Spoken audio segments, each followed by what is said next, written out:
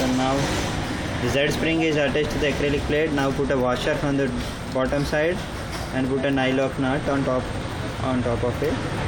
Now let's little bit tighten the Z screw.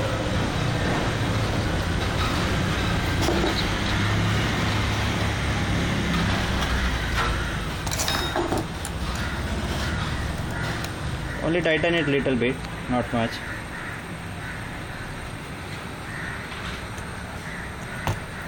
Okay, so now Z arrangement is ready. Now let's put lead screw inside it. This is a lead screw with a ACME threaded.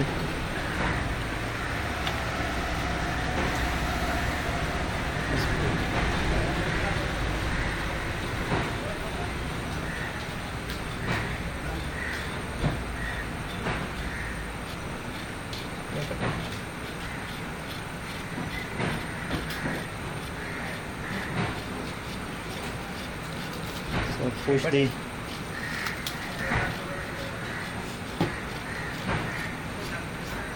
ACME lead screw.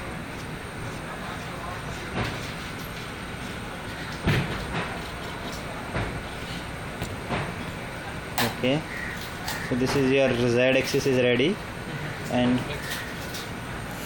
now let's apply some paper tape to the bottom part of the lead screw. Now we'll have to put the two smooth rods also. Those are the very high quality chrome plated smooth rods.